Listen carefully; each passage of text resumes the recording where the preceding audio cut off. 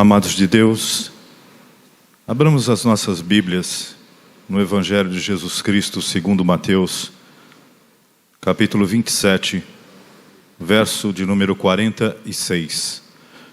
Mateus 27, verso 46.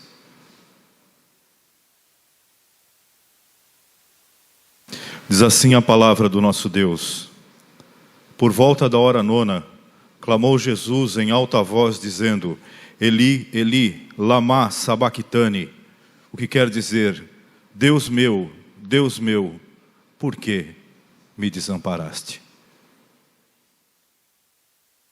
Havia trevas sobre toda a terra. Isso não era como o escuro do seu quarto, ou como quando você está passando por uma rua e apagam-se as luzes. Era mais como a escuridão de você estar à beira de um abismo, de um enorme abismo. Escuro, onde você olha para dentro daquele abismo e por mais que você aperte os seus olhos, você não vê o fundo. Então, na hora nona, após 3 horas de silêncio, esse grito surgiu no meio daquela escuridão espessa: Eli, Eli, lama sabachthani. Sim, há no meio daquela escuridão, no centro daquela escuridão, há uma luz brilhante. Lá no centro daquela escuridão, há um corpo suspenso, dilacerado, sangrando, sufocando em seu próprio sangue, no qual a alma está prestes a desmaiar, por causa daquela terrível escuridão que o cercava.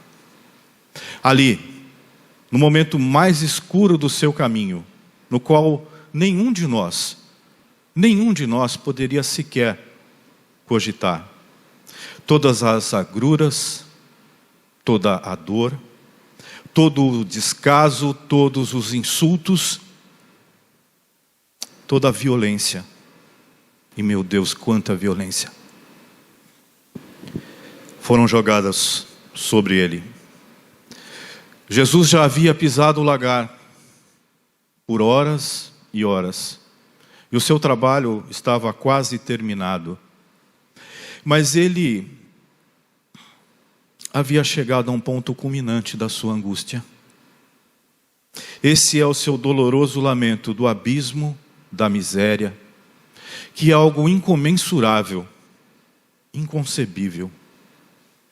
A sua angústia jamais pode ser medida, pesada. O que pesava sobre ele naquele momento, porque Deus o abandonou. A tristeza da alma, sim, a tristeza da alma é muito mais difícil e muito mais dolorosa de suportar do que a dor do corpo. Um corpo sangrando, até um espírito abatido, talvez, só talvez, nós pudéssemos imaginar. Mas uma alma consciente da deserção de Deus está além da concepção. É inimaginável, é indescritível. Naquele momento, quando o Pai se afasta dele, vira dele a sua face, e aquela escuridão que estava ao seu redor o comprime, espreme o seu corpo. A deserção foi real. Embora sobre alguns aspectos Jesus poderia dizer: o Pai está comigo. No entanto, é solenemente verdade que naquele momento o Pai o abandonou. E não foi um momento de falta de fé que o separou do seu Pai. No nosso caso, nós muitas vezes vacilamos na nossa fé. Na nossa caminhada, muitas vezes nós vacilamos na nossa fé. Quando passamos por momentos difíceis, passamos por situações terríveis, nós tendemos a pensar que Deus nos abandonou. Embora nós saibamos que isso não é verdade. Deus jamais nos abandona. Pelo contrário, sabemos que nessas horas é quando Ele está mais junto de nós. Mas a fé do nosso Senhor é inabalável. E Ele não vacilou nenhum momento. Veja, Ele diz 2 vezes, meu Deus, meu Deus. O duplo apelo da fé, parece que Ele quer dizer, você pode me abandonar, mas eu jamais te abandonarei. Então, a fé triunfa. E não há qualquer sinal de fraqueza no coração de Deus. Qualquer fraqueza em relação à sua fé no seu Pai. Mas tão forte quanto a sua fé, é a dor que ele sente quando o seu pai se retira dele. Quando o pai afasta dele a sua amorosa comunhão. E o seu corpo estremece diante dessa terrível privação. Desde a resposta do pai, lá no Getsêmani, quando o seu suor se transformou em gotas de sangue, todos os flagelos, toda a dor, Jesus sofreu calado, em silêncio. Mas o seu grito, o seu gemido, salta quando o seu pai lhe abandona. Não porque os seus discípulos o deixaram só, ou porque Judas o traiu, ou porque Pedro o negou, ou porque seu próprio povo o entregou na mão dos seus algozes. E ele diz, Eli, Eli, lama sabachthani. Mas, amados, o grito de Deus não diminui de forma alguma a sua divindade. Jesus não deixa de ser Deus antes, durante e depois disso. O grito de Jesus não divide a sua natureza humana da sua divindade, nem destrói a sua trindade. Também não o separa do Espírito Santo. Ele naquele momento não tem o conforto do Espírito Santo. Ele está só. Mas ele não perde a santidade do Espírito. E finalmente, não leva a negar a sua missão nesse mundo. Tanto o Pai quanto o Filho sabiam desde toda a eternidade que Jesus se tornaria o Cordeiro de Deus que veio tirar o pecado do mundo. Esse era um plano que foi traçado na eternidade. O Pai e o Filho e o Espírito Santo. E é impensável que Deus possa questionar o que está acontecendo, ou fique perplexo com a ausência do seu Pai. Jesus está aqui a expressar uma agonia e uma súplica não respondida. Como já citado aqui, é o rugido mencionado do Salmo 22. Um rugido de desesperada agonia, mas ao mesmo tempo em obediência ao Pai, não em rebelião. É um grito proferido quando a ira não diluída de Deus esmaga a sua alma. É o quebrar do coração, dos céus e do inferno.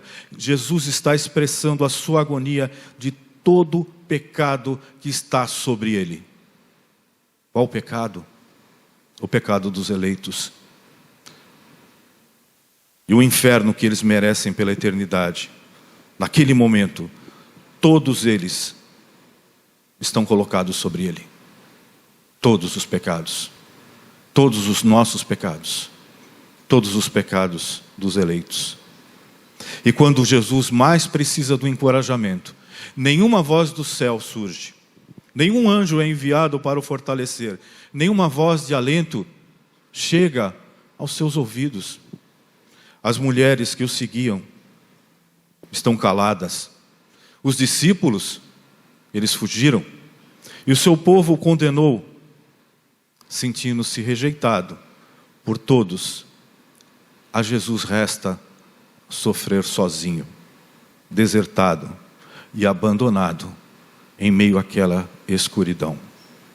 E cada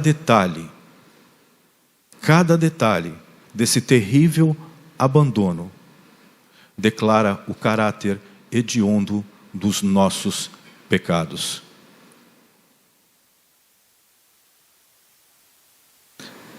Queridos irmãos, entre todos os mistérios da salvação,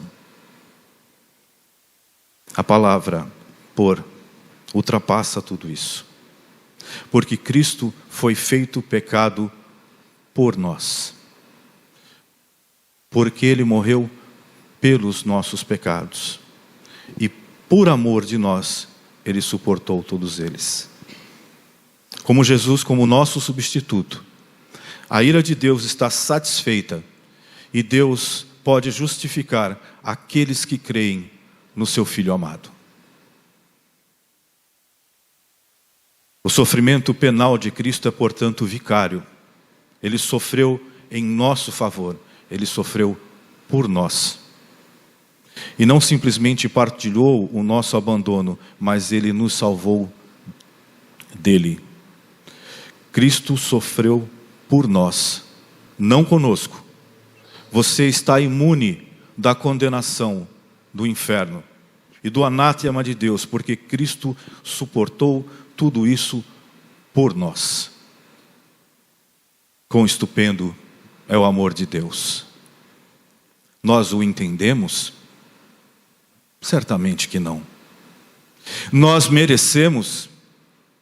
Certamente que não. Mas mesmo sem compreender e mesmo sem merecer, nós o recebemos. E assim como o apóstolo Paulo declara: fui crucificado com Cristo, assim já não sou eu quem vive, mas Cristo vive em mim.